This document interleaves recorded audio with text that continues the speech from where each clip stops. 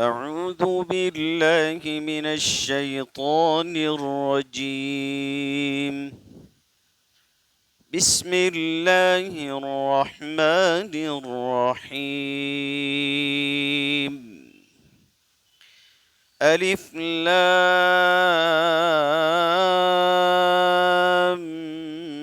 ميم صاد. كتاب أنزل إليك فلا يكن في صدرك حرج منه لتنذر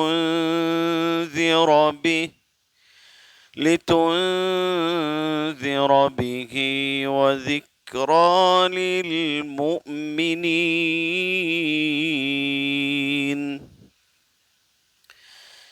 اتبعوا ما أنزل إليكم من ربكم ولا تتبعوا من دونه أولياء قليلا ما تذكرون. وكم من قرية أهلكناها فجاءها بأسنا بياتا أو هم قائلون.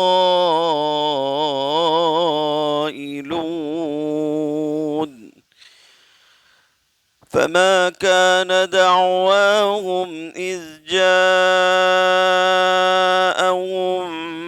بأسنا إلا أن قالوا إنا كنا ظالمين. فلنسألن الذين أرسل إليهم ولنسألن المرسلين. فلنقصن عليهم بعلم وما كنا غائبين. والوزن يومئذ الحق. فمن ثقلت موازينه فأولئك هم المفلحون. ومن خفت موازينه فأولئك الذين خسروا أنفسهم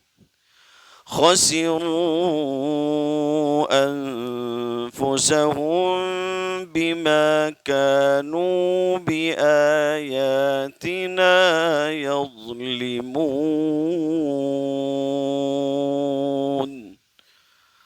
صدق الله العظيم.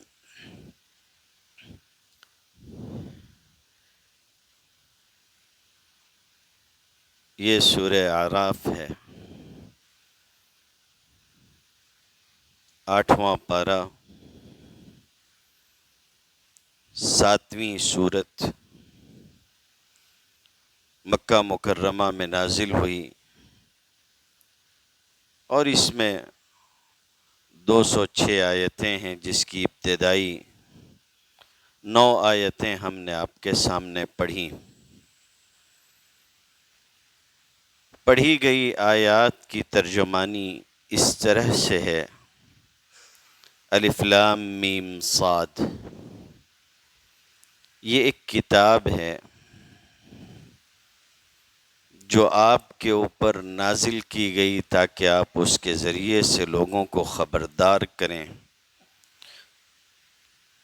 तो ये आपके दिल में हरज का सबब न हो और ये मोमिनों के लिए नसीहत है। تمہارے رب کی طرف سے جو تمہارے لیے اتارا گیا تم اس کی اتباع کرو، اور اس کو چھوڑ کر من گھڑت مددگار یا کارساز لوگوں کے پیچھے نہ چلو، تو تم بہت کم نصیحت قبول کرتے ہو۔ کتنی ہی بستیاں ایسی ہیں جنہیں ہم نے ہلاک کر دیا تو ہمارا عذاب ان کے پاس رات کو آیا، یا یہ کہ جب وہ دوپہر میں آرام کر رہے تھے، اس موقع پر ان کی پکار بس یہی تھی جب ہمارا عذاب ان کے پاس آیا کہ ہم واقعی حد سے نکلنے والے لوگ تھے،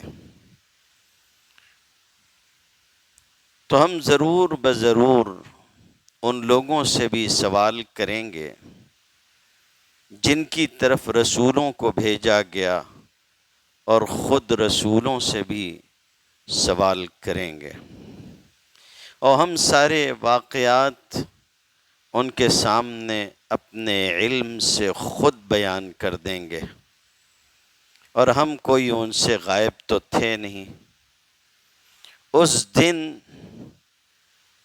وزن کا ہونا برحق ہے، تو جس کا پلہ بھاری ہو جائے گا یہی وہ لوگ ہوں گے جو کامیاب ہونے والے ہیں، اور جس کا پلہ اس روز ہلکا ہو جائے گا تو یہی وہ لوگ ہیں جنہوں نے اپنا خسارہ اس طرح کیا کہ وہ ہماری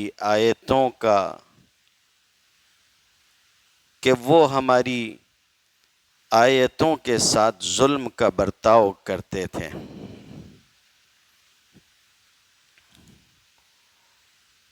سورہ اعراف،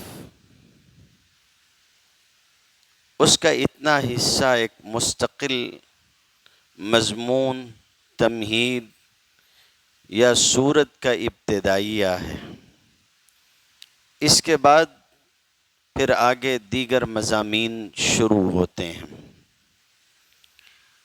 قرآن مجید میں مختلف صورتیں ہیں اور ان صورتوں کے مختلف نام ہیں۔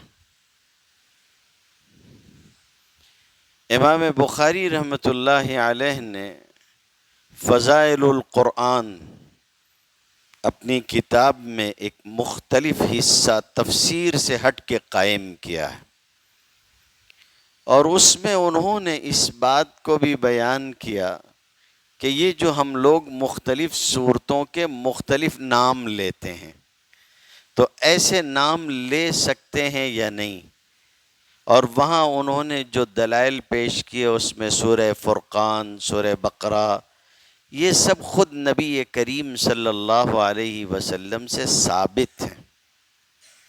ہم لوگوں کو چونکہ ترجمہ نہیں یاد ہوتا یا ہم چیزوں کو جانتے نہیں ہیں، اس لیے ہمارے ذہن میں سورت کے ناموں کے بارے میں بھی کوئی بات زیادہ آتی نہیں ہے۔ اگر آپ کے ذہن میں یہ ہو کہ مکھی والی سورت، مکڑی والی سورت، گائے والی سورت، تو آپ بھی کہیں نہ کہیں کھٹکیں گے کہ ایسا بول سکتے ہیں کیا؟ سمجھے نہیں سمجھے؟ لیکن جب ہم عربی میں ان کا نام لیتے ہیں تو ہم لوگوں کو کوئی فرق نہیں پڑتا۔ تو سورتوں کے نام ہیں۔ ایک دیہاتی ایک مرتبہ مسجد میں آیا، عرب تھا، بدو تھا، قرآن مجید پڑھنا نہیں جانتا تھا، مسلمان تھا، یاد نہیں قرآن مجید۔ آیا مسجد میں، امام نماز پڑھا رہا تھا، اللہ کی مرضی امام صاحب نماز پڑھا رہے تھے اور جوش میں تھے۔ کبھی کبھی آدمی کو مختلف عوامل ہوتے ہیں کہ جوش آ جاتا ہے۔ مولانا ابو الحسن علی میاں ندوی رحمۃ اللہ علیہ بہت دبلے پتلے آدمی تھے، نحیف و نزار بیچارے۔ اکثر سفر میں ان کے ساتھ مولانا عبد الکریم پاریک صاحب رحمۃ اللہ علیہ ہوتے تھے. ان کو ان سے بہت عقیدت اور بہت محبت تھی. کہنے لگے کہ ایک سفر میں پھر وہی لطیفہ ہوا، اور انہوں نے بتایا کہ اکثر سفر میں ایسا ہوتا تھا کہ ہم لوگ اگر کسی مسجد میں جائیں اور امام صاحب کی نظر ہم لوگوں پہ پڑ گئی کہ بھئی ہم آئے ہوئے ہیں، تو مولانا کہتے تھے کہ اب ہم دونوں کی خیر نہیں ہے، امام صاحب اپنا قاری ہونا ثابت کیے بغیر رہیں گے نہیں. تو آدمی کو کبھی کبھی جوش آ جاتا ہے، طویل نماز پڑھتا ہے. امام اس روز جوش میں تھا، سورہ بقرہ پڑھائی اس نے، طویل ترین سورت ہے قرآن مجید کی. سورہ بقرہ پڑھی اس نے، اس کا بڑا حصہ پڑھا. اب کیا کرتے، آدمی نیت باندھ کے شریک ہو گیا تھا نماز میں، تو اب کھڑے رہنا ہے.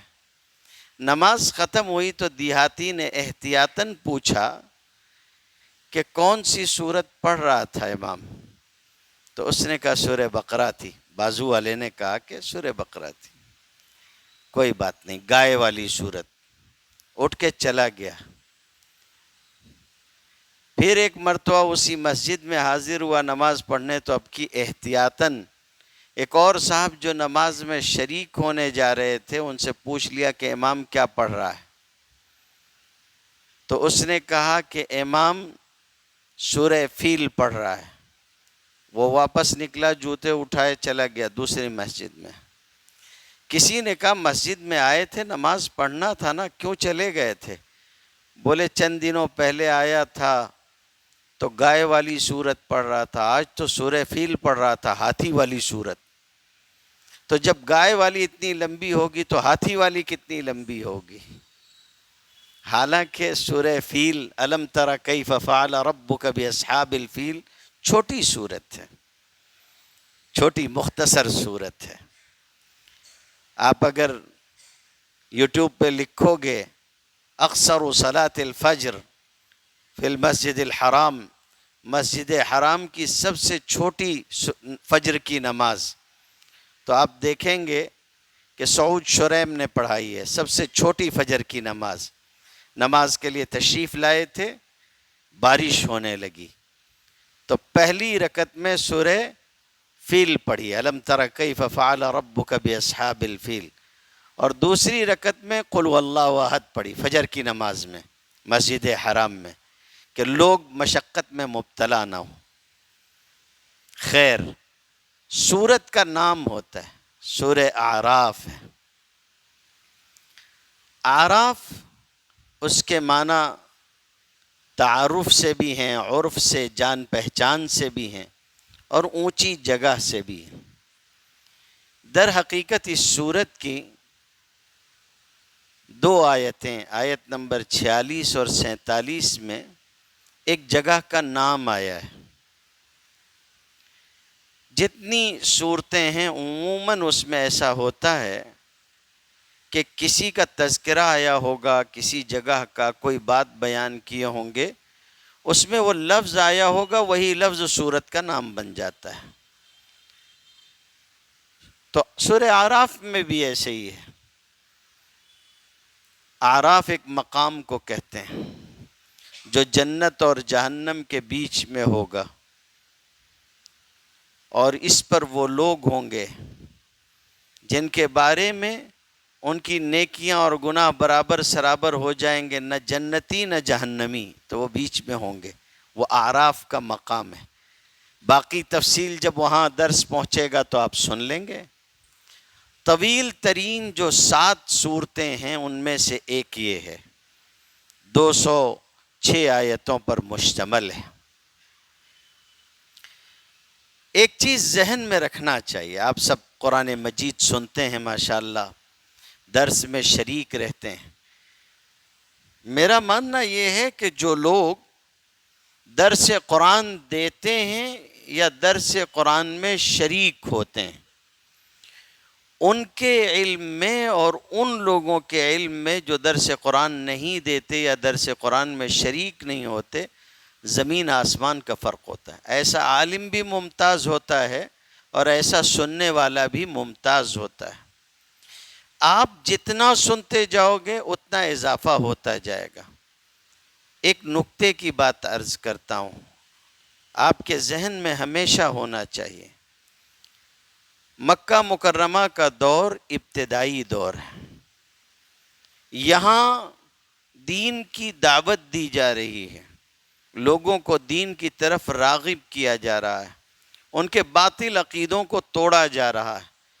اس لیے جو صورتیں مکہ مکرمہ میں اتریں گی ان کے مضامین میں آپ احکام بہت کم دیکھو گے، کسی چیز کا حکم کہ ایسے ایسے کیا جائے، دین اور شریعت کا یہ حکم ہے، نہیں۔ اکثر چیزیں آپ اس میں دیکھیں گے کہ توحید یہ ہے، رسالت یہ ہے، آخرت یہ ہے، جنت یہ ہے، جہنم یہ ہے، عقائد وغیرہ اور اس طرح کی چیزیں ہوں گی۔ مدنی صورتیں چونکہ اب لوگ ایک جگہ پہنچ چکے ہیں، آرام سے ہیں، اپنا نظام قائم ہو چکا ہے، تو اب زندگی کیسی گزاری جائے اس کے لیے ان صورتوں میں رہنمائی ہے۔ یہ مکی صورت ہے۔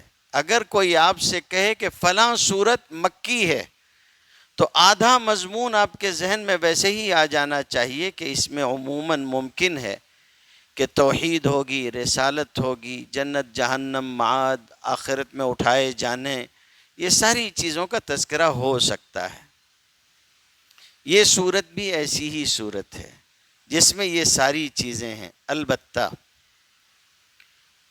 یہ صورت اسی زمانے میں نازل ہوئی ہے جو سورہ انعام کا زمانہ ہے، اس سے پہلے جو صورت آپ نے سنی ہے، تو اس کے مضامین اور اس کے مضامین آپس میں بہت حد تک ملتے جلتے ہیں، لیکن اس صورت میں زیادہ زور انبیاء اور رسولوں کی رسالت اور نبوت کے ثابت کرنے پر ہے، اور اسی کے ضمن میں نبی کریم صلی اللہ علیہ وسلم کی رسالت اور نبوت کو قوت سے بیان کیا گیا ہے۔ انبیاء کرام علیہم الصلاۃ والتسلیم کے واقعات اس صورت میں بیان ہوئے، اور بھی صورتوں میں، البتہ موسیٰ علیہ الصلاۃ والسلام کا واقعہ طور پر تشریف لے جانے کا جتنی تفصیل کے ساتھ یہاں ہے دوسرے مقامات پر نہیں ہے۔ سورت شروع ہوتی ہے ان حروف سے جو الگ الگ ہیں، جدا گانا ہیں، ٹکڑا ٹکڑا ہیں، اور آپ نے سنا ہوگا اپنے عالم سے کہ اس میں سب سے زیادہ بہتر بات یہی ہے کہ یہ کوئی ایسا رمز یا راز ہے جس سے ہمارا کوئی خاص تعلق ہدایت کا نہیں ہے، البتہ اللہ نے اس کو اپنی کتاب میں بعض صورتوں کے شروع میں اس طرح سے رکھا ہے، اس لیے جتنا اللہ نے ظاہر کر دیا اتنا ہم لے لیتے ہیں، جو ظاہر نہیں کیا اس پہ ایمان لاتے ہیں، یہ مانتے ہیں کہ اس کے معنی اللہ جانتا ہے، اللہ اعلم بمرادہ، اس کی مراد کیا ہے یہ اللہ جانتا ہے۔ ایک آیت تو ہو گئی، اب دوسری آیت ہے، اور اس آیت میں کچھ باتیں قرآن مجید سے متعلق فرمائی جا رہی ہیں۔ کتاب، یہ ایک ایسی کتاب ہے جو آپ پر اتاری گئی۔ کتاب کے اتارے جانے کا یہ مطلب نہیں ہے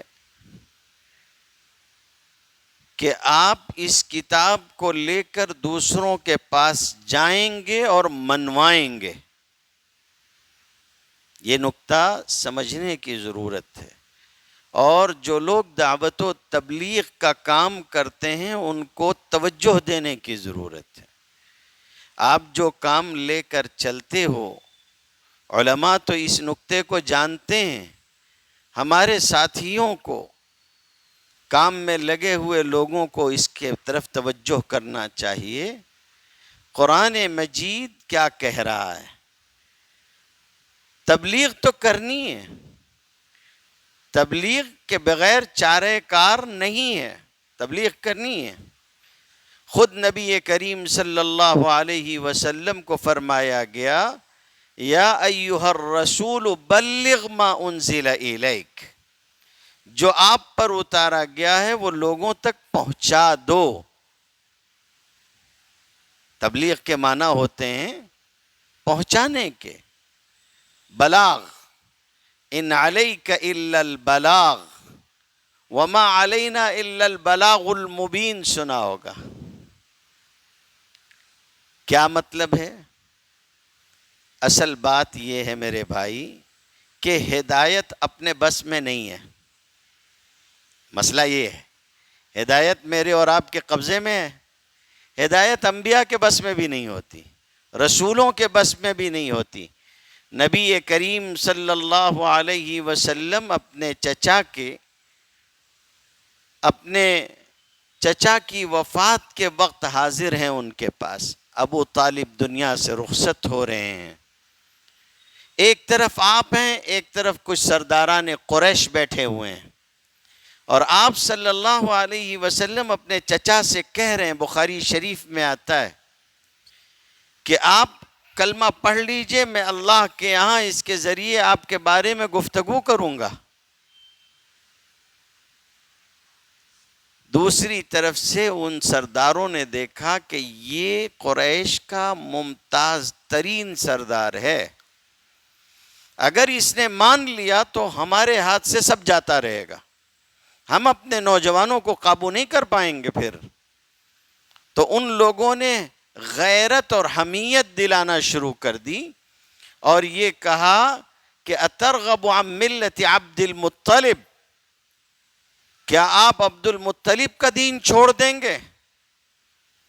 حضرت ابو طالب بہت حضور کے ساتھ شفقت کرنے والے، ساتھ دینے والے، لیکن اس موقع پر ان کے اوپر حمیت غالب آ گئی اور انہوں نے کہا علی ملت عبد المطلب، میں دنیا سے رخصت ہوتا ہوں عبد المطلب کے ہی طریقے پہ۔ چلے گئے، دنیا سے رخصت ہو گئے۔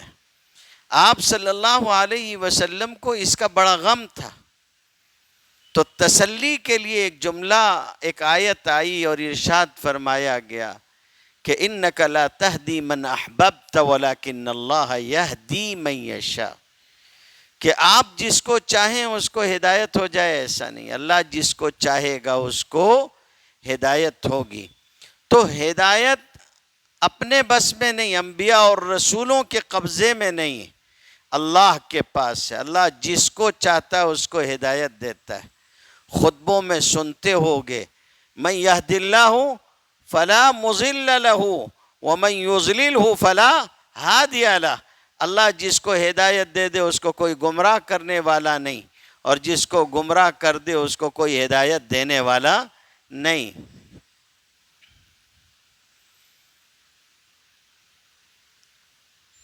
انبیاء اور رسولوں کی ذمہ داری بس اتنی ہے کہ وہ پہنچا دیں، پہنچا دیں۔ قبول کرنا نہیں کرنا، ماننا نہیں ماننا سامنے والے کے اوپر ہے۔ اس لیے ہم لوگوں کو بھی چاہیے کہ ہم پوری خیر خواہی، ہمدردی کے ساتھ لوگوں تک پہنچائیں، لیکن اگر کوئی نہیں مانتا تو دل چھوٹا کرنے کی ضرورت نہیں ہے، اپنا کام کرتے رہو، اپنا کام کرتے رہو۔ نتیجہ دیکھ کے بددل کبھی مت ہونا، نتیجہ دیکھ کے بددل کبھی مت ہونا۔ داعی یا مبلغ یا دعوت و تبلیغ کا کام کرنے والا، اللہ کے دین کو پہنچانے والا، اس کی کامیابی یا ناکامی کا پیمانہ یہ ہے ہی نہیں کہ کتنوں نے مانا اور کتنوں نے نہیں مانا، یہ پیمانہ نہیں ہے، نہیں ہے میرے بھائی۔ نبی کریم صلی اللہ علیہ وسلم اپنے ساتھیوں کے ساتھ ہیں اور آپ نے بتایا کہ عرضت علی الامم، بخاری میں آتا ہے کہ میرے سامنے لوگوں کو پیش کیا گیا، قومیں پیش کی گئیں، یکے بعد دیگرے میرے سامنے سے لوگ گزارے گئے، انبیاء میرے سامنے سے گزرتے رہے، میں ان کو دیکھ رہا ہوں، کسی کے ساتھ چند لوگ ہیں، کسی کے ساتھ بہت بڑا مجمع ہے، اور کچھ وہ بھی ہیں جن کے ساتھ کوئی نہیں ہے، اکیلے ہیں، بالکل تنہا ہیں، ان کی امت میں سے ایک بھی نہیں ہے جس نے ان کی دعوت کو قبول کیا۔ اس سے یہ ہرگز نہیں سمجھا جا سکتا کہ وہ نبی نعوذ باللہ ناکام گیا یا اس نے اپنی ذمہ داری پوری نہیں کی۔ سارے نبیوں نے اپنی ذمہ داری پوری کی، مانے نہ مانے، قوم تسلیم کرے نہ کرے، یہ نبی کا مسئلہ ہے ہی نہیں۔ اس لیے یہ نکتہ یاد رکھیں۔ یہ نکتہ میں نے کیوں آپ کے سامنے رکھا ہے؟ سورہ اعراف کی آیت اس نکتے کو بتاتی ہے۔ سیدنا محمد الرسول اللہ صلی اللہ علیہ وسلم آپ غیر معمولی طور پر اللہ کی طرف سے نوازے گئے تھے۔ دیگر انبیاء اور رسولوں کا مقام بہت اونچا ہے، ہم کو اس سے کوئی دو رائے نہیں، لیکن اللہ نے جس کو اپنا آخری نبی بنانا تھا اس کو حرف آخر کے طور پہ بھیجا، اس کے بعد کچھ نہیں۔ علم میں بھی اونچا ترین مقام ہے، وَعَلَّمَكَ مَا لَمْ تَكُنْ تَعْلَمْ وَكَانَ فَضْلُ اللَّهِ عَلَيْكَ عَظِيمًا، ایسے ہی آپ کو رحمت بنا کے بھیجا، رحمت للعالمین۔ ایک موقع پہ فرمایا نا، مَا كَانَ اللَّهُ لِيُعَذِّبَهُمْ وَأَنْتَ فِيهِمْ، ممکن نہیں ہے کہ آپ کے ہوتے ہوئے اللہ تعالیٰ ان لوگوں کو عذاب دے دے، آپ ان کے درمیان میں ہو اور عذاب اتر جائے۔ اس لیے کہ جو رحمت کا سمبول ہے، نشانی ہے، اگر اس کے ہوتے ہوئے عذاب آ جائے تو پھر اس کا رحمت ہونا کیا معنی ہے؟ تو فرمایا نہیں، جب تک آپ ان کے بیچ میں ہو عذاب نہیں آئے گا، اس لیے کہ آپ رحمت ہو، آپ کے ہوتے ہوئے آ جائے۔ آپ مدینہ طیبہ گئے، کفار مکہ عذاب میں مبتلا ہوئے، یہاں تک کہ ابو سفیان آئے اور آ کے کہا کہ آپ کو قرابت داری کا واسطہ ہے، قوم قحط سے مر رہی ہے۔ خیال فرمائیے، خیال فرمائیے۔ تو آپ رحمت فرمایا نا، لَقَدْ جَاءَكُمْ رَسُولٌ مِّنْ أَنفُسِكُمْ عَزِيزٌ عَلَيْهِ مَا عَنِتُّمْ حَرِيصٌ عَلَيْكُمْ بِالْمُؤْمِنِينَ رَؤُوفٌ رَحِيمٌ۔ نبی کریم صلی اللہ علیہ وسلم کو کہا کہ آپ بھی رؤوف ہیں، آپ بھی رحیم ہیں۔ اسی لیے کسی فارسی شاعر نے کہا تھا کہ میان دو کریم، یعنی ہم کو کیا خطرہ، ہم تو دو رحیموں کے درمیان میں، ایک ہمارا رسول، اس کو بھی رؤوف الرحیم کہا گیا، اور اللہ تعالیٰ تو ہے ہی ہے رؤوف الرحیم۔ خیر، تو آپ بہت رحیم و کریم، انتہائی درجے کے شفیق، آپ اپنی ذمہ داری جانتے ہیں کہ میں لے کر جانا اور لوگوں تک پہنچا دینا میری ذمہ داری ہے، بس اس سے زیادہ نہیں۔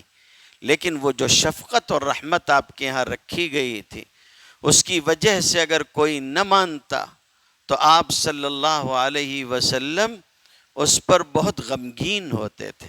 سورہ کہف میں فرمایا گیا، لَعَلَّكَ بَاخِعٌ نَفْسَكَ عَلَىٰ آثَارِهِمْ إِن لَّمْ يُؤْمِنُوا بِهَٰذَا الْحَدِيثِ أَسَفًا، کیا اس رنج غم میں، اس افسوس میں کہ یہ مانتے نہیں ہیں، آپ اپنا گلا گھونٹ کے خود کو اپنی جان ختم کر لیں گے؟ نہیں، یہ آپ کا کام نہیں ہے۔ آپ تسلی رکھیں، اس پر آپ پر کوئی پکڑ نہیں ہوگی۔ یہ کتاب اس لیے نازل نہیں کی گئی کہ آپ تنگ دل ہوں، آپ کی مشقت کے لیے ہم نے قرآن نہیں اتارا۔ سورہ طٰہٰ کی دوسری آیت میں فرماتے ہیں، طٰہٰ ما انزلنا علیک القرآن لتشقی، قرآن اس لیے نہیں ہے کہ آپ مشقت میں مبتلا ہوں۔ تو یہ چیز ذہن میں رکھیے گا۔ کہا گیا کہ یہ قرآن صرف دو وجہوں سے ہے۔ کیا ہے؟ اور وہ یہ ہے کہ آپ اس کے ذریعے سے لوگوں کو خبردار کریں۔ انذار کے معنی ڈرانے کے کیے جاتے ہیں، مگر یہ بات ذہن میں رکھنے کی ہے کہ ہر ڈرانا ڈرانا نہیں ہوتا۔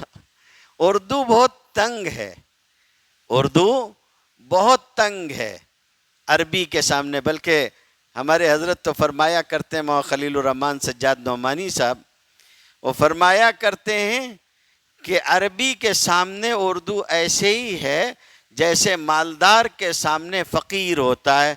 مالدار کو ضرورت ہے کہ وہ زکوٰۃ دے، اس کے اوپر فرض و واجب ہے، اور فقیر کی ذمہ داری ہے کہ زکوٰۃ قبول کرے، وہ محتاج ہے۔ تو عربی زبان زکوٰۃ دے گی اور اردو لے گی. بھائی میں یہ نہیں میں خود میری مادری زبان اردو ہے، مگر کیا کریں کہ جو چیز ہے وہ مانی ہے، انصاف کی بات ہے. عربی زبان کا جو شکو ہے اور جو ساری چیزیں، انذار کے معنی کیے جاتے ہیں ڈرانے کے، لیکن یہ معنی اپنے اندر وہ پوری کیفیت رکھتا نہیں ہے جو قرآن کہنا چاہ رہا ہے. کیا ہے؟ آپ نے وہ کبھی جو پاور کی پیٹی ووٹی ہوتی ہے جس کے اندر فیوز وغیرہ لگے ہوئے ہوتے ہیں، اس کو دیکھا ہوگا، اس کے اوپر کوئی نشانی بنی ہوتی ہے. جی کیا بنا ہوتا ہے؟ ایک کھوپڑی بنی ہوئی ہوتی ہے، دو ہڈیاں بنی ہوتی ہیں، نیچے لکھا ہوتا ہے خبردار. کیا مطلب؟ دور رہنا، چھو لیا تو ایسے ہی ہو جائے گا. خبردار. تو یہ جو خبردار لکھا ہوا ہوتا ہے، اگر عربوں کے یہاں اس کو لکھا جائے گا تو اس کا مطلب ہوتا ہے انذار. وہاں لکھیں گے انذار، خبردار. یہ ڈرایا جا رہا ہے، لیکن اس ڈرانے میں جو ڈرایا جا رہا ہوتا ہے اس کے اندر سامنے والے کی محبت پوشیدہ ہوتی ہے، تعلق ہوتا ہے کہ ہم نہیں چاہتے ہیں کہ تم تباہ و برباد ہو، اس لیے خبردار رہو، اس طرف جانا نہیں. انذار اس کو کہتے ہیں، وہ ڈرانے کو. وہ ڈرانا نہیں کہ آج تیرے گھر کے سامنے فقیر محمد گھوم رہا تھا. کچھ لوگ سمجھیں گے، سب نہیں سمجھیں گے. وہ نہیں کہ تیرے گھر کے سامنے پولیس والے تھے، تجھ کو پوچھ رہے تھے، زبردستی کچھ لوگ ہوتے ہیں ستانے کے لیے. نہیں، وہ ڈرنا ڈرانا الگ ہے، یہ ڈرانا بالکل الگ ہے. وَذِكْرَى لِلْمُؤْمِنِينَ. اور یہ کیا ہے؟ یہ مومنوں کے لیے نصیحت کا سبب ہے. مفسرین نے بہت شاندار نکتہ لکھا ہے. فرماتے ہیں کہ لِتُنذِرَ بِهِ وَذِكْرَى لِلْمُؤْمِنِينَ. دو الگ الگ طبقات کے لیے. انذار کافروں کے لیے ہوتا ہے. انذار کافروں کے لیے ہے کہ ان کو ڈرایا جائے گا کہ اگر تم نہیں مانو گے تو تمہارا آخرت میں، دنیا میں بھی آخرت میں بھی تمہارا حال خراب ہو جائے گا. وہ قرآن سے نفع نہیں اٹھائیں گے تو ان کو ڈرایا جائے گا. جب ڈر جائیں، قبول کر لیں، اہل ایمان میں سے ہو جائیں، تو یہ اہل ایمان کی صفت ہے کہ وہ اس کتاب سے نفع اٹھاتے ہیں. یہ ھدی للمتقین ہے، الذین یؤمنون ہے. تفسیر مومن اس سے نفع اٹھائیں گے. ایسا شخص جس کے اندر اعتقاد ہو، فذکر بالقرآن من یخاف وعید. قرآن سے وہ آدمی نصیحت اٹھائے گا. دیکھو کافر کو مردہ قرار دیا گیا. کافر کیا ہے؟ چل بھی رہا ہے تو بھی مردہ ہے، اس لیے کہ اگر دل میں ایمان نہیں تو وہ زندہ کہاں، وہ تو مردہ ہے. قرآن سے وہ فائدہ نہیں اٹھائے گا. قرآن سے صحیح فائدہ کون اٹھائے گا؟ جو زندہ ہو. پھر یہ بات بھی ذہن میں رکھنے کی ہے کہ انذار جب عذاب کے ذریعے سے تنہا ہوتا ہے تو اس سے تنہا کفار مراد ہوتے ہیں. بسا اوقات انذار سے مراد مومن بھی ہوتے ہیں جب اس کے ساتھ تبشیر بھی جڑا ہوتا ہے، بشارت، خوشخبری دینا، خیر. ایک چیز فرمائی گئی، اتبعوا ما انزل الیکم من ربکم. اگلی آیت میں اس کی پیروی کرو، اس کی پیروی کرو.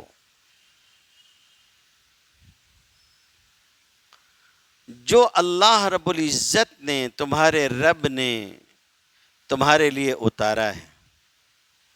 اللہ نے ہمارے لیے کیا کیا اتارا ہے؟ جی صرف قرآن نہیں اتارا ہے. اسی لیے سارے مفسرین یہاں یہ کہتے ہیں کہ ما انزل الیکم من ربکم میں قرآن بھی ہے اور حضور صلی اللہ علیہ وسلم کی حدیثیں اور آپ کی سنت بھی ہے.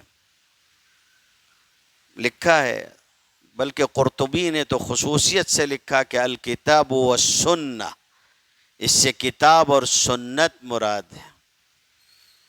دونوں چیزیں. نبی کریم صلی اللہ علیہ وسلم تشریف فرما تھے. آپ نے فرمایا کہ یوشک رجل شبعان یتکی علی اریکتہ، قریب ہے کہ ایک زمانہ ایسا بھی آئے ایک آدمی پیٹ بھرا ہوا تکیے سے ٹیک لگائے ہوئے بیٹھا ہو اور وہ یہ کہے کہ حسبنا کتاب اللہ، ہمیں اللہ کی کتاب کافی ہے. الا وانی اوتیت القرآن ومثلہ معہ، یاد رکھو اللہ نے مجھ کو قرآن بھی دیا ہے اور قرآن جیسی ایک اور چیز بھی دی ہے. وہ کیا ہے؟ نبی کریم صلی اللہ علیہ وسلم کی سنتیں، آپ کے اقوال، آپ کے افعال، وہ حجت ہیں، دلیل ہیں. اسی لیے قرآن میں فرمایا گیا کہ وما ينطق عن الهوى، یہ اپنی مرضی سے نہیں بولتے، یہ جو بولتے ہیں ان هو الا وحی یوحى، یہ بھی وحی ہے جو ان کو اللہ کی طرف سے کی جاتی ہے. وحی دو ہیں، فرشتہ دو چیزیں لے کے اترتا رہا. ایک وحی وہ ہے جو تلاوت کی جاتی ہے اور ایک وحی وہ ہے جس کی تلاوت نہیں ہوتی، اس کو حدیث کہتے ہیں. علماء کی زبان میں کہتے ہیں کہ وحی کی دو قسمیں ہیں، وحی متلو اور وحی غیر متلو. تو اگر کوئی آ کے کہے کہ حدیث سے کچھ لینا دینا نہیں، قرآن کافی ہے، اس سے کہو کہ اللہ نے کہا اتبعوا ما انزل الیکم من ربکم، تم اس کی پیروی کرو جو تمہاری طرف تمہارے رب نے اتارا ہے. ہم مانتے ہیں کہ محمد الرسول اللہ صلی اللہ علیہ وسلم کی سنت بھی اور قرآن مجید بھی دونوں ہمارے لیے منزل من اللہ ہیں، ہم ایک کو بھی چھوڑ نہیں سکتے. اچھا، یہاں ایک بات اور ذہن میں رکھنے کی ہے، اور وہ یہ ہے کہ جب ہم نے یہ مان لیا کہ اتبعوا ما انزل الیکم من ربکم، یہ کتاب و سنت ہے، تو کیا ہم حضور صلی اللہ علیہ وسلم کے فرامین یا قرآن سے آگے جا سکتے ہیں؟ صرف سننا سنانا نہیں ہونا چاہیے میرے بھائی، بلکہ سن کر اس پر عمل ہونا چاہیے. دیکھیے کیا فرمایا گیا، فرمایا گیا لا تقدموا بین یدی اللہ ورسولہ. ترجمہ کرنے والوں نے اور مفسرین نے لکھا ہے اللہ اور اس کے رسول کے آگے مت جاؤ، جو کہہ دیں اس پہ ٹھہر جاؤ، بات ختم ہو گئی. انہوں نے کہہ دیا، اس کے بعد کوئی بات نہیں، اس لیے کہ اگر اللہ کہے تب تو ماننا ہی ہے، اور اللہ کا رسول اگر کہے گفتہ اللہ بوت گرچہ از حلقوم عبداللہ بوت، ان کا کہنا بھی اللہ ہی کا کہنا ہے. ایک عورت تھی، وہ سن رہی تھی کہ حضرت عبداللہ ابن مسعود رضی اللہ تعالیٰ عنہ بیان کر رہے ہیں ایسی عورتیں جو آئیبرو وغیرہ بنواتی ہیں، بھویں بنواتی ہیں اور بال نوچتی ہیں یا نوچواتی ہیں اور ٹیٹو بنواتی ہیں، گدنے گدواتی ہیں، الواشمات والمستوشمات، جو زبانوں میں جو ہے وہ جو دانتوں میں جو ہے فرق کرواتی ہیں، گھسواتی ہیں حسن کے لیے، المتفلجات، جو بالوں کے اندر دوسرے نقلی بال ملواتی ہیں، ملانے والیاں بھی اور ملانے والی بھی اور ملوانے والی بھی، الواصلات والمستوصلات، الواشمات والمستوشمات، سب پہ لعنت. تو پہلے تو وہ بیان کر رہے تھے اور بیان کرتے کرتے کہا کہ اللہ کی کتاب میں ان چیزوں سے روکا گیا. ابھی جب بیان کر رہے تھے تو ایک عورت آئی اور اس نے کہا کہ آپ کی بیوی بھی تو یہی کرتی ہے، آپ کی بیوی بھی یہی کرتی ہے. بڑی بھی تھی وہ، انہوں نے یہ بات کہی. عبداللہ ابن مسعود رضی اللہ تعالیٰ عنہ بہت اطمینان سے کہا جاؤ اور جا کے دیکھ کے آؤ، میرے گھر میں جاؤ، عورت ہو نا، عورت تو عورت کو دیکھ سکتی ہے، جاؤ دیکھ کے آؤ. اور گئی، جا کے دیکھ کے آئی، آ کے پشیمانی کے ساتھ کہا کہ حضرت ایسا کچھ ہے نہیں. ایسی کوئی بات نہیں ہے، ہم نے جو سنا تھا غلط سنا تھا، عمل ہونا چاہیے۔ اب آگے، اب جب اتنا ہو گیا تو اس کے بعد جب انہوں نے کہا کہ اگر ایسا ہوتا کہ اللہ نے ان لوگوں کے اوپر لعنت کر دی، ان لوگوں کی برائی بیان کر دی، تو پھر اس کے بعد ایسا کرنے والی عورت عبداللہ ابن مسعود کے گھر میں رہ کیسے سکتی ہے؟ پھر اگر میری بیوی ایسا کرتی ہوتی تو وہ میرے گھر میں کیسے رہ سکتی تھی؟ اس پر بڑی بھی شروع ہو گئی۔ انہوں نے کہا قرآن میں تو ایسی لعنت کہیں نہیں ہے ایسی عورتوں پر۔ تو عبداللہ ابن مسعود نے کہا اگر تم نے قرآن پڑھا ہوتا نا تو تم کو مل جاتا۔ اور اس کے بعد کہنے لگے کہ دیکھو قرآن میں ہے کہ جو اللہ کا رسول تم کو دے وہ لے لو، اور جس سے روکے اس سے رک جاؤ۔ ما آتاکم الرسول فخذوہ وما نہاکم عنہ فانتہوا، کہاں ہے؟ فرمایا تو کیا اللہ کے رسول نے لعنت نہیں کی؟ یعنی حضور صلی اللہ علیہ وسلم کے فرمان کو بھی گویا وہ بس اتنے فرق کے ساتھ قرآن کی طرح مانتے تھے کہ یہ تلاوت کیا جاتا ہے، وہ تلاوت نہیں کیا جاتا، اس کو بھی اللہ کا فرمان مانتے تھے۔ فرمایا گیا اتبعوا ما انزل الیکم من ربکم، تو لا تقدموا بین یدی اللہ ورسولہ، اللہ اور اس کے رسول سے آگے مت جاؤ۔ اللہ کی کتاب سامنے آ جائے بات ختم۔ ہم لوگ ایسا کرتے ہیں؟ معاف کیجئے، نہیں کرتے ہم لوگ، سچی بات یہی ہے، نہیں کرتے۔ اپنے سامنے اگر مسئلہ آ جائے تو ہم لوگ آگے پیچھے ہو جاتے ہیں۔ زیادہ دور کی بات نہیں، میں ایک دوسرے ہی مسئلہ آپ کو سنا دوں، پہلے صحابہ کے احوال کو سمجھ لو، وہ کیسے عمل کرتے تھے۔ حضرت عمر رضی اللہ تعالیٰ عنہ کا غصہ، ان کا جلال اور ان کی دین کے لیے جو ہے وہ کیفیت سب جانتے ہیں۔ ان کے یہاں ایک صاحب تھے جو ان کی مجلس کے خاص شریک تھے، نوجوان تھے، ذی علم تھے، دیہات سے ان کے چچا ہے، دیہاتی آدمی تھے بالکل، بخاری شریف میں آتا ہے اور دیگر کتابوں میں بھی ملتا ہے کہ حضرت عمر رضی اللہ تعالیٰ عنہ ایسے لوگوں کو چن کر رکھتے تھے جو علم والے ہوں، چاہے ان کی عمر بہت زیادہ نہ ہو، جیسے حضرت عبداللہ ابن عباس کو اپنے ساتھ رکھتے تھے۔ خیر، تو اب وہ بندہ آیا، دیہاتی آدمی تھے گاؤں کے، آ کے انہوں نے کہا کہ بھتیجے اس امیر کے ہاں تیرا بڑا معاملہ ہے قربت کا، تو اجازت لو کہ ہم بھی مجلس میں آ سکیں۔ ان کو کیا معلوم کہ بڑے میاں کے دماغ میں کیا چل رہا ہے۔ انہوں نے اجازت لے لی کہ ہمارے چچا ہوئے ملنا چاہتے ہیں، کچھ کہنا چاہتے ہیں۔ اجازت دی حضرت عمر نے، وہ آئے اور آ کے مجلس میں انتہائی بھدی گفتگو کی انہوں نے، اور ایسی باتیں کچھ کہہ دیں جس پر حضرت عمر سخت ناراض ہوئے، اور قریب تھا کہ کوڑا اٹھا کے اس سے خبر لے لیں، درے سے، چابک سے۔ بھتیجے نے دیکھا تو سمجھ گیا کہ یہ گئے کام سے، اگر میں نے دخل نہیں دیا تو معاملہ خراب ہو کے رہے گا۔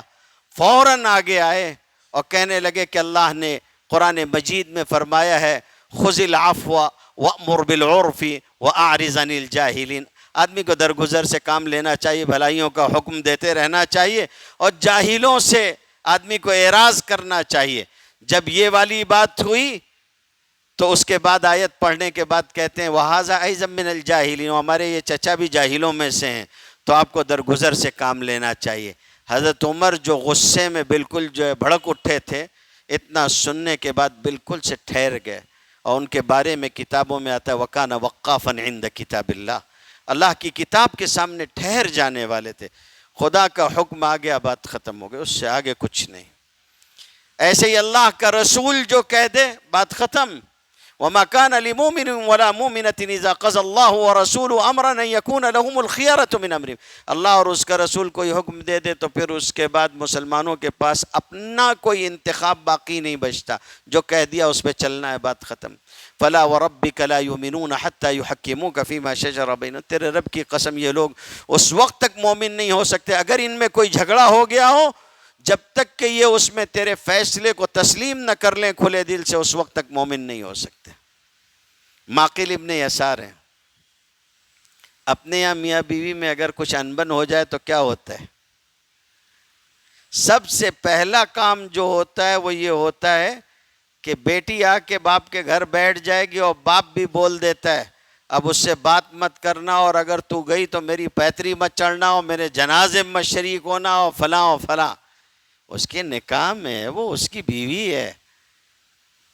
نکاح سے پہلے ماں باپ کا حق زیادہ ہوتا ہے، نکاح کے بعد شوہر کا حق زیادہ ہوتا ہے.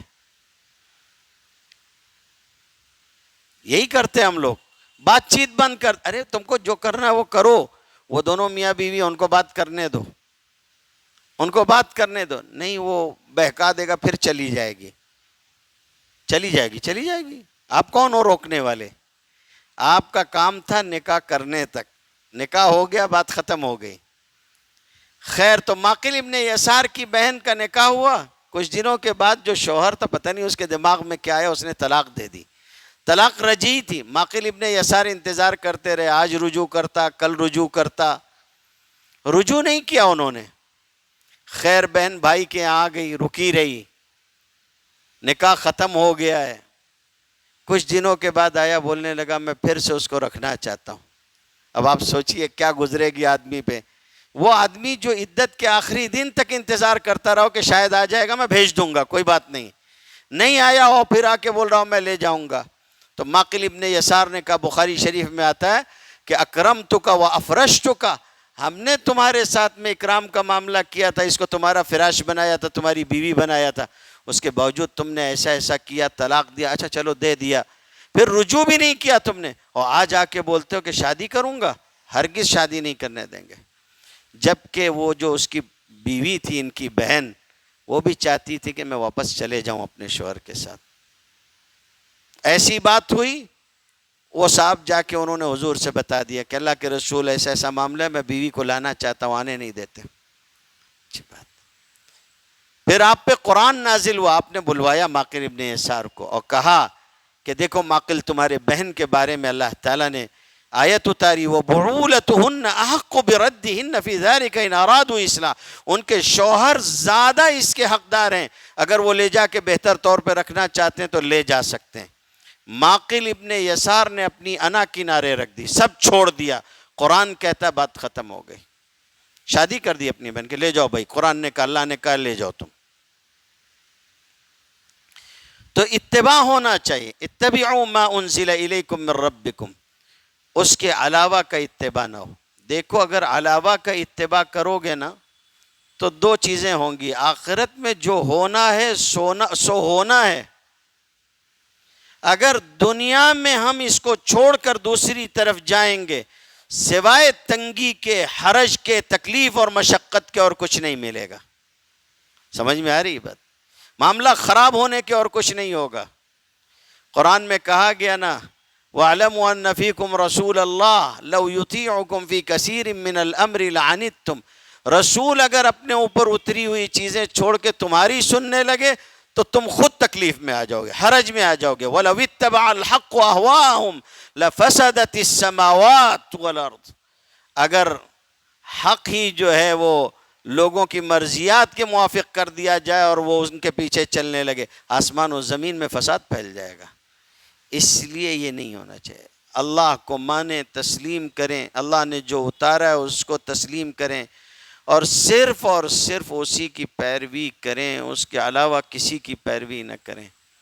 فرمایا قلیلا ما تذکرون. بات تو کیسی کھلی ہوئی اور واضح ہے، مگر کیا کریں کہ بہت کم لوگ ہوتے ہیں جو نصیحت قبول کرتے ہیں، یا یہ ہے کہ لوگوں میں نصیحت کو قبول کرنے کا معاملہ بہت تھوڑا ہوتا ہے. جتنا قبول کرنا چاہیے اتنا قبول نہیں کرتے. اگر مگر ادھر ادھر، میرا معاملہ تو ایسا ہے، میرے والا مسئلہ ذرا الگ ہے، میں تو بہت تکلیف اٹھایا ہوں، اس کے واسطے میں کورٹ کچہری کر رہا ہوں. سمجھ میں آیا؟ آدمی اپنے واسطے راستہ بناتا ہے. یہ نہیں ہونا چاہیے. سر تسلیم خم ہو. آگے فرمایا یہ تمہید ہے، چونکہ آگے واقعات آئیں گے مختلف قوموں کے، اس لیے تمہید میں کہتے ہیں کہ وَكَم مِّن قَرْيَةٍ أَهْلَكْنَاهَا فَجَاءَهَا بَأْسُنَا بَيَاتًا أَوْ هُمْ قَائِلُونَ. ہمارے یہاں علماء کی زبان میں یہ جو کم استعمال ہوا ہے یہ والے کو کہتے ہیں یہ کثرت کے لیے آتا ہے، بہت زیادہ کو بتانے کے لیے آتا ہے۔ وَكَم مِّن قَرْيَةٍ أَهْلَكْنَاهَا، کتنی ساری بستیاں ایسی ہیں جن کو ہم نے ہلاک کر دیا۔ میرے بھائی ایک بات یاد رکھو، اگر مار کھا رہے ہو، تکلیف اٹھا رہے ہو، تو اس کی وجہ اپنی کوتاہی ہے، اس کی وجہ اپنی کوتاہی ہے، ورنہ یہ بات یاد رکھو کہ اللہ تعالیٰ کو ظالموں جابروں کو ہلاک کرنے میں کوئی پرواہ نہیں ہے۔ بات سمجھ میں آئی؟ کوئی پرواہ نہیں ہے۔ بلکہ اگر میں آپ سے کہوں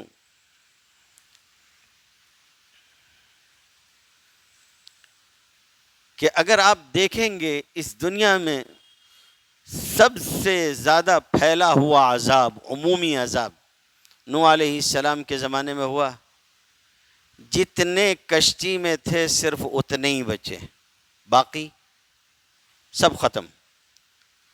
فَفَتَحْنَا أَبْوَابَ السَّمَاءِ بِمَاءٍ مُنْهَمِرٍ وَفَجَّرْنَا الْأَرْضَ عُيُونًا فَالْتَقَى الْمَاءُ عَلَى أَمْرٍ قَدْ قُدِرَ، پانی بھیج دیا گیا۔ میں اس تفصیل میں نہیں جاتا، وہ بہت پرشکوہ چیز ہے، اگر اس کو بیان کریں تو بات لمبی ہوگی۔ آگے جا کے بس ایک جملہ کہہ دیتا ہوں اس سورت کا۔ اللہ تعالیٰ نے فرمایا یہ زمین آسمان سب ہم نے اوپر نیچے کر دیا، تہو بالا کر دیا، آسمان سے پانی نکل رہا ہے، زمین سے پانی نکل رہا ہے، سب طرف سے پانی پانی ہو گیا، کچھ باقی نہیں بچا۔ ہم نے یہ سب کچھ کیوں کیا؟ جزاء لمن کان کفر، صرف اس لیے کہ وہ ایک شخص جس کا انکار کیا گیا تھا، جس کو لوگوں نے ستایا تھا، اس کا بدلہ لینے کے لیے ہم نے یہ کیا۔ اپنے ایک نبی کا بدلہ لینے کے لیے زمین آسمان سب ادھر ادھر کر دیا، جائیے پانی پانی کر دیا۔ اس لیے اللہ کو کوئی پرواہ نہیں ہے، ظلم کرنے والوں کو اللہ مٹانے پہ آتا ہے تو کہتا ہے وَكَمْ قَسَمْنَا مِنْ قَرْيَةٍ وَكَمْ مِنْ قَرْيَةٍ أَهْلَكْنَا فَكُلًّا أَخَذْنَا بِذَنْبِهِ فَمِنْهُمْ مَنْ أَرْسَلْنَا عَلَيْهِ حَاصِبًا وَمِنْهُمْ مَنْ أَخَذَتْهُ الصَّيْحَةُ وَمِنْهُمْ مَنْ خَسَفْنَا بِهِ الْأَرْضَ وَمِنْهُمْ مَنْ أَغْرَقْنَا، کتنے ہیں جن کے اوپر پتھروں کی بارش کر دی گئی، کتنوں کو زوردار چنگھاڑ کی آواز نے پکڑ لیا، کتنے ہیں زمین میں دھسا دیے گئے، کتنے ایسے ہیں جن کو ہم نے ڈبا دیا۔ اس سے پرواہ نہیں کہ پھر کیا ہوتا ہے۔ مسئلہ یہ ہے کہ آپ اپنی اہلیت ثابت کیجئے، باقی ظالم کو ختم کرنا یہ اللہ کا کام ہے۔ فرماتے ہیں وَكَمْ مِنْ قَرْيَةٍ أَهْلَكْنَاهَا فَجَاءَهَا بَأْسُنَا بَيَاتًا فَجَاءَهَا بَأْسُنَا بَيَاتًا، ہمارا عذاب ان کے پاس آیا جب وہ سو رہے تھے۔ اصل میں دیکھیے ایک بات، علماء اکرام تشریف فرما ہے تو ان کی برکت سے عرض کرتا ہوں، آج کل روافظ کو بڑا زور آ رہا ہے اور وہ بھی بہت زور زور سے کود رہے ہیں اور نوجوانوں کا دماغ خراب کر رہے ہیں۔ ہمارے نوجوان بھی کالے کالے مقررین کو سننے لگے کالے مقررین کو سننے لگے، اور حیرت تو اس وقت ہوتی ہے اپنے مسائل کا علم نہیں، آ کے پوچھتے ہیں جی آپ لوگ، ہم لوگ اہل سنت اہل بیت کو کیوں نہیں مانتے؟ کس نے بولا کہ بھئی ہم اہل بیت کو نہیں مانتے؟ اور تجھ کو معلوم اہل بیت بولتے کس کو ہیں؟ نہیں، بس وہ کچھ لوگ ہیں جو دماغ خراب کر رہے ہیں، سن کے چلے آتے ہیں جی اہل بیت کو نہیں مانتے۔ کس نے کہا ہم اہل بیت کو نہیں مانتے؟ اہل بیت ہیں کون؟ یہ بھی تو مسئلہ ہے۔ آپ کیا سمجھ رہے ہیں کہ میں اپنے موضوع سے غائب ہو گیا؟ نہیں، مجھ کو اس آیت کے ایک حصے کی وضاحت کرنی ہے، اس لیے میں یہ بات آپ سے کہہ رہا ہوں، اور اسی میں آپ کا ایک کنسپٹ کلیئر ہو جائے گا انشاءاللہ۔ دیکھو میرے بھائی، اہل سنت سے زیادہ اہل بیت کو کوئی نہیں مانتا۔ سمجھ میں آ رہی بات؟ اور پہلے طے کر لو کہ اہل بیت کون؟ شیعہ اصل میں اہل بیت کی بات کیوں کرتے ہیں وہ سمجھنے کی ضرورت ہے۔ ایک آیت ہے قرآن مجید کی، انما یرید اللہ لیذہب عنکم الرجس اہل البیت ویطہرکم تطہیرا۔ اللہ نے یہ چاہا ہے کہ اے گھر والو تم سے رجس کو، ناپاکی کو دور کر دے اور تم کو پاک و صاف، طاہر و مطہر کر دے۔ تو وہ یہ کہتے ہیں کہ یہ والی آیت تطہیر سے مراد کون ہے؟ تو ان کے آیت تطہیر سے مراد پنجتن پاک ہیں۔ میں اس کو نہیں مانتا، آپ مانتے ہیں۔ یہ 5 کی جو تشریح بنائی گئی ہے یہ روافظ کی ہے، اسی لیے وہ علم نکالتے ہیں، 5 مراد ہیں۔ سمجھ میں آئی بات؟ ہاں، ہم ان سب کے قائل ہیں مگر اس تعبیر کے ساتھ قائل نہیں ہیں۔ ابھی آگے سمجھیے گا میں کیا کہنا۔ تو کہتے ہیں یہ پاک لوگ ہیں، طاہر و مطہر ہیں، ہم کو اس سے بھی کوئی انکار نہیں، مگر وہ آگے سے یہ کہتے ہیں کہ اس میں حضور کی بیویاں شامل نہیں ہیں اہل بیت میں، حالانکہ یہ آیت سورہ احزاب کی ہے، اور اگر سورہ احزاب میں آپ جائیں گے تو شروعات سے دیکھتے آئیے گا، یا نساء النبی لستن کاحد من النساء ان اتقیتن، اے نبی کی بیویوں، ومن یقنط منکن، سب جگہ حضور کی بیویوں کا تذکرہ ہے۔ اور نیچے آتے آتے پھر ایک حصہ آتا ہے، آیت نہیں، یہ آیت کا ایک ٹکڑا ہے۔ آیت کا پہلا حصہ بھی حضور کی ازواج مطہرات سے متعلق ہے، بعد میں بھی تذکرہ ہے، لیکن کہتے نہیں بس یہی ایک ٹکڑا، اس میں بیویاں نہیں ہیں، وہ بیویوں سے الگ ہے۔ دماغ خراب ہوا ہے تمہارا؟ اب سمجھیے گا میں کیا کہنے جا رہا ہوں۔ ابراہیم علیہ السلام کا تذکرہ کیا ہے قرآن مجید نے۔ ابراہیم علیہ السلام کے پاس فرشتے انسانی شکل میں آئے تھے، تو ابراہیم علیہ السلام نے بچڑا بھونا لے کے آئے کہ بھئی کھا لو۔ وہ لوگوں نے ہاتھ نہیں بڑھایا۔ ابراہیم علیہ السلام خوفزدہ ہوئے کہ بھئی یہ لوگ کھاتے کیوں نہیں ہیں۔ اس زمانے میں جو آدمی کسی کا نمک کھانے سے انکار کر دے، اس کا مطلب یہ ہوتا تھا کہ یہ آپ کے خلاف ہے، آپ کی جان لے گا۔ وہیں سے نکلا ہے کہ آپ کا نمک کھایا، آپ کے خلاف کیسے جائیں گے۔ سمجھ میں آئی بات؟ نمک حلالی کریں گے ہم۔ تو دیکھا کہ کھا نہیں رہے ہیں تو پریشان ہو گئے، تو ان لوگوں نے بتایا کہ نہیں، ہم لوگ فرشتے ہیں، انسانی شکل میں آئے، ہمارا کام اور ہے، ہم آگے جائیں گے حضرت لوط علیہ السلام کے ہاں۔ خیر، اسی میں ان کو بشارت دی کہ آپ کے ہاں اولاد ہو جائے گی۔ اس وقت تک اولاد نہیں ہوئی تھی، بوڑھے ہو چکے تھے۔ جب یہ والی بشارت سنی تو اس پر وہاں فرشتے تھے، ابراہیم علیہ السلام تھے اور ابراہیم علیہ السلام کی بیوی تھی، یہی 3 تھے وہاں پہ۔ فرشتوں کی ایک جماعت، ابراہیم علیہ السلام کی بیوی۔ فرشتوں نے کہا قالوا اتعجبین من امر اللہ رحمت اللہ وبرکاتہ علیکم اہل البیت۔ اللہ کے معاملے میں کیا تعجب ہے گھر کے لوگوں؟ تعجب کرنے والی ابراہیم علیہ السلام کی بیوی تھی، اس کو اہل بیت کا ہے۔ اب اگر اہل بیت سے بیوی مراد نہیں ہے تو ابراہیم علیہ السلام کی بیوی کو ہٹا دیتے ہیں، بیت والے تو پھر کون ہوگا؟ بیت کا رب البیت تو ابراہیم علیہ السلام ہے، تو کیا فرشتے ان کے اہل بیت تھے کیا؟ اہل البیت۔ اب سمجھیے گا میں کیا کہنا چاہتا ہوں۔ اصل میں یہاں یہ بیاتن کا جو لفظ نکلا ہے یہ باتا سے ہے، رات گزارنا، اسی سے بیت بنا ہوا ہے، وہ جگہ جہاں آپ رات گزارتے ہیں۔ شیخ شرف الدین بلتستانی تھے، انتقال کر گئے، ابھی ماضی قریب میں ان کا انتقال ہوا ہے، میرے خیال میں 2 سال بھی نہیں ہوا ہوگا۔ شیعوں کے بہت بڑے عالم تھے شیخ شرف الدین بلتستانی، کئی ایک کتابیں لکھی۔ شیعوں نے ان کو کہہ دیا کہ یہ ہماری جماعت سے نکل گیا ہے۔ سمجھ میں آئی بات؟ لیکن ایسا نہیں ہے، جو حق قبول کر لے وہ جماعت سے نکل گیا، بتا دو کہ یہ باہر ہو گیا۔ شرف الدین بلتستانی نے یہی نکتہ اٹھایا تھا، انہوں نے کہا، ان سے پوچھنے والے نے پوچھا کہ اہل بیت میں کیا ازواج نہیں ہوتی ہیں؟ تو انہوں نے ایسی بات کہی، شیعہ ہو کے حق قبول کرنا اس کو کہتے ہیں۔ خود شیعہ ہیں، فاطمۃ الزہرا رضی اللہ تعالی عنہا و ارضاہا کی محبت میں پیدا ہوئے، بڑے پلے سب ہیں۔ سیدہ کا جو مقام ہے اہل سنت اور اہل تشیع کے یہاں وہ کسی سے مخفی نہیں، لیکن آگے سے کہنے لگے کہ اہل بیت، بیت کا مطلب ہوتا ہے جہاں رات گزارو گے، باتا کے معنی رات گزارنے کے ہوتے ہیں، اور اہل بیت کا مطلب سوائے بیوی کے اور کوئی نہیں ہوتا، مطلب جس کے پاس آدمی رات گزارے۔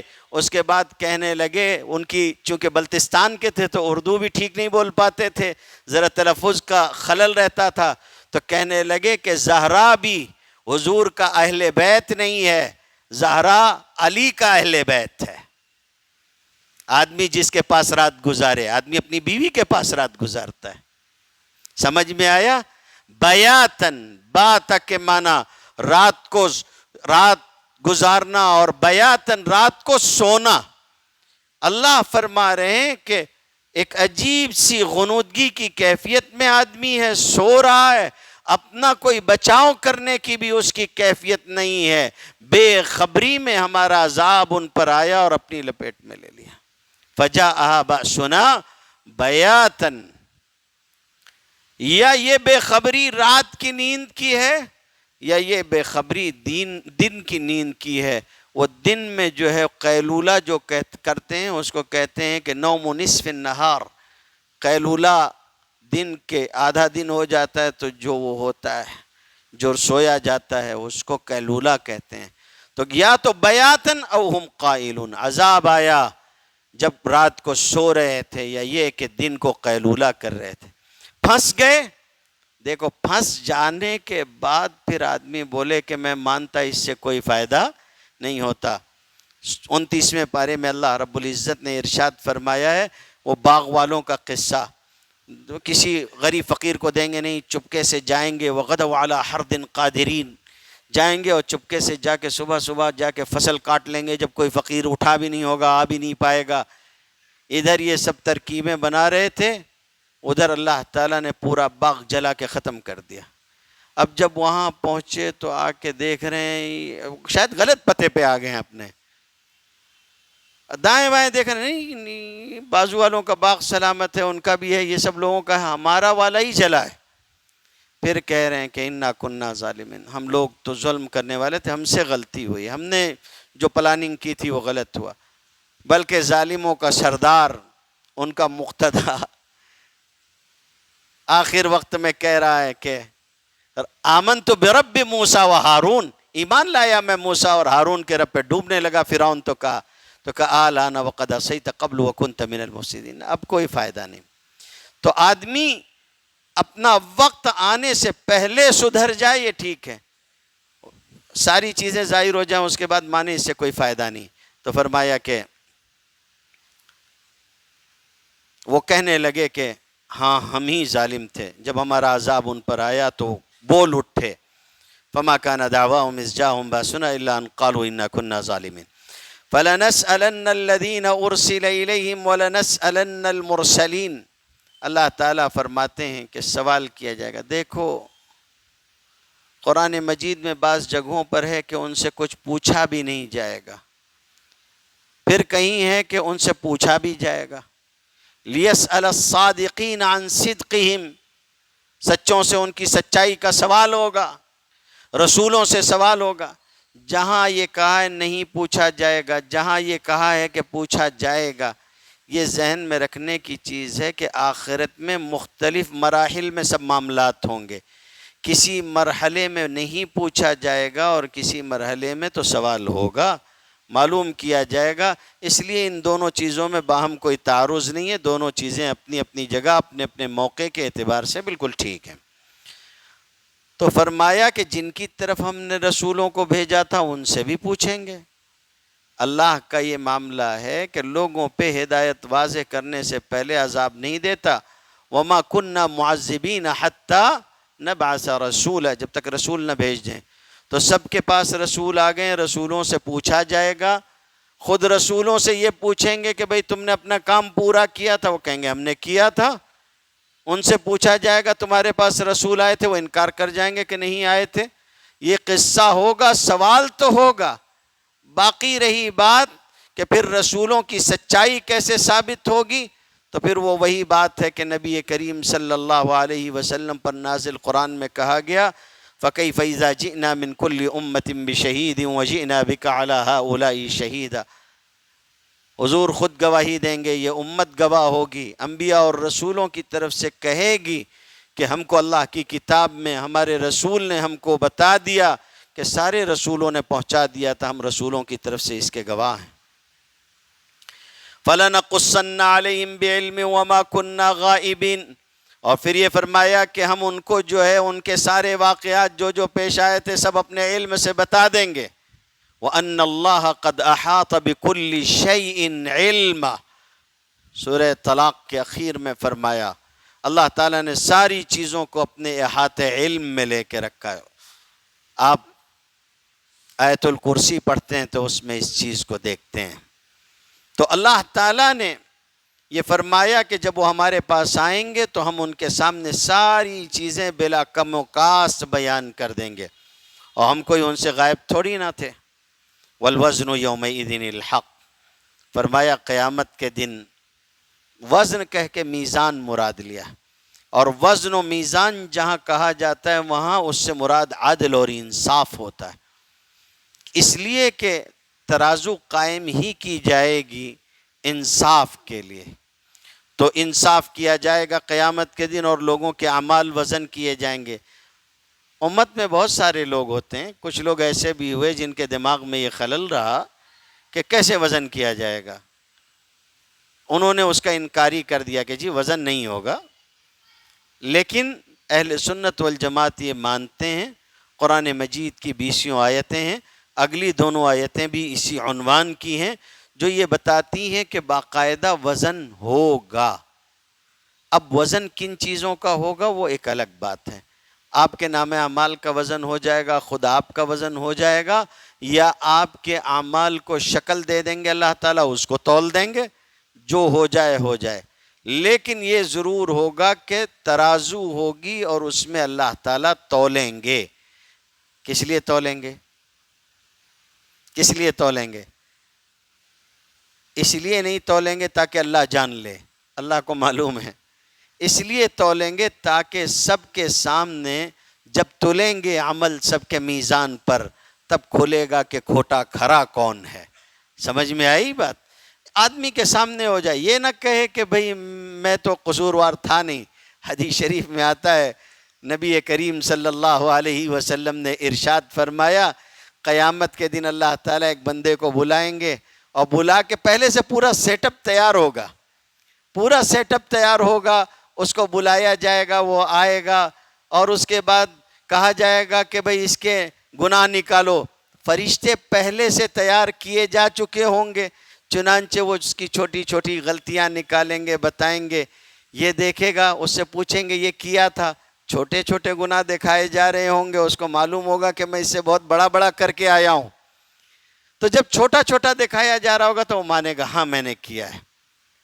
اس سے پوچھا جائے گا کچھ دیر کے بعد کہ بس سب ہو گیا، کچھ اور تو نہیں ہے، خوش ہو جائے گا کہ ہاں اپنا باقی سب نکل نہیں رہا ہے۔ اس کے بعد اس سے پوچھیں گے کچھ اور تو نہیں تھا نا، بولے نہیں کچھ بھی نہیں تھا، بالکل کچھ نہیں تھا، اتنا ہی تھا۔ تو پھر اس کے بعد اللہ تعالیٰ فرشتوں سے کہے گا کہ اس کے جتنے گناہ ہیں اس کے بقدر نیکیاں اس کو دے دو۔ بس چلانے لگے گا کہ کچھ بڑے بڑے گناہ بھی کیے تھے وہ نظر نہیں آ رہے ہیں، وہ نظر نہیں آ رہے ہیں، وہ بھی منگوائے جائیں، کہاں ہیں؟ بس اللہ تعالیٰ اس پہ مسکرا دے گا۔ خیر، والوزن یومئذ الحق فمن ثقلت موازینہ فاولئک، جس کا نیکیوں کا پلہ وزنی ہوگا وہ لوگ کامیاب ہوں گے۔ دیکھیے کامیابی کا تصور وہ نہیں ہے جو میری اور آپ کی نظر میں ہے، کامیابی کا وہ تصور ہونا چاہیے جو اللہ کے یہاں ہے۔ جیسے سچی کامیابی کیا ہے؟ سچی کامیابی یہ ہے فمن زحزح عن النار وادخل الجنة فقد فاز، کامیابی یہ ہے کہ جو جہنم کی آگ سے بچا لیا جائے گا اور جنت میں داخل کر دیا جائے گا وہ کامیاب ہے۔ اولئک هم المفلحون، کامیابی والے لوگ تو یہی لوگ ہیں۔ ومن خفت موازینہ، اور جو لوگ ان کا پلہ ہلکا پڑ جائے گا نیکیوں کا، یہ خسارے والے لوگوں کے۔ اب ایک چیز یہاں ذہن میں رکھنے کی ہے، جس نے نیکی کی اس کو اس کی نیکی کے بدلے 10 نیکیاں کم سے کم ملیں گی، جس نے گناہ کیا ہے اس کو گناہ کے بقدر گناہ ملے گا۔ دونوں چیز برابر ہے؟ نہیں۔ تو اگر ایسا ہے تو نیکی بھی ایک ہی ہونی چاہیے تاکہ نیکی اور گناہ برابر ہو جائیں، یا یہ ہے کہ اگر نیکی ایک کے بدلے 10 دے رہے ہیں تو پھر گناہ بھی ایک کے بدلے 10 ہونے چاہیے کہ نہیں ہونے چاہیے؟ اصل میں اس کا جواب یہ ہے کہ جو گناہ کے بدلے ایک گناہ ملے گا یہ اللہ کا عدل ہے۔ گناہ کے بدلے جو ایک گناہ ملے گا یہ اللہ کا عدل ہے، انصاف ہے۔ اور جو نیکیوں کے بدلے نیکیاں بڑھ کے ملیں گی وہ اللہ کا فضل ہے۔ ذالک فضل اللہ یؤتیہ من یشاء لئلا یعلم اہل الکتاب الا یقدرون علی شیء من فضل اللہ وان الفضل بید اللہ یؤتیہ من یشاء۔ تو اللہ کا فضل تو اللہ کے ہاتھ میں، اس پہ کوئی روک نہیں، وہ جس کو چاہے گا اس کو دے گا۔ باقی رہی بات گناہوں کی، جتنا کیا ہوگا اتنا ملے گا، اس میں اللہ کوئی ظلم نہیں فرمائیں گے۔ اسی لیے جب ایسی کوئی آیت آتی ہے تو آپ دیکھیں گے جیسے وہاں ہے فَكُلًّا أَخَذْنَا بِذَنبِهِ میں ہے، دوسرے مقامات پہ بھی دیکھو گے وَمَا ظَلَمْنَاهُمْ وَلَكِنْ كَانُوا أَنفُسَهُمْ يَظْلِمُونَ، ہم نے ان پہ ظلم نہیں کیا، وہ خود پہ ظلم کر رہے تھے، اپنا خسارہ خود کر رہے تھے۔ یہاں بھی یہی فرمایا، یہاں ہم المفلحون کے بارے میں یہ نہیں کہا کہ وہ اپنے اعمال کی وجہ سے اس فلاح پر اور اس درجے پر ہیں، نہیں، اس میں اللہ کا فضل شامل حال ہوگا، اس کے بغیر کام نہیں بنے گا۔ اسی لیے نبی کریم صلی اللہ علیہ وسلم نے فرمایا کہ اللہ کی رحمت مجھ کو بھی ڈھانپے گی تو کام بنے گا، اللہ کی رحمت کے بغیر نہیں۔ بخاری شریف میں آتا ہے لیکن آدمی جہنم میں جائے گا اللہ کے انصاف سے جائے گا، جو اس نے غلطی کی ہے اس کی بنیاد پر۔ یہاں بھی اس آیت میں وہی بات کو بیان کیا گیا، فرمایا گیا جس کا پلہ ہلکا ہوگا، ایسے لوگ وہ لوگ ہیں کہ جنہوں نے اپنا نقصان کیا۔ نقصان کیسے کیا؟ ہم نے کوئی ظلم نہیں کیا، یہ ہماری آیتوں کے ساتھ سرکشی و بغاوت کرتے تھے، جس کے نتیجے میں یہ ہوا۔ اللہ تعالیٰ نے اعمال کرنے کی توفیق عطا فرمائے۔ وآخر دعوانا الحمد للہ رب العالمین۔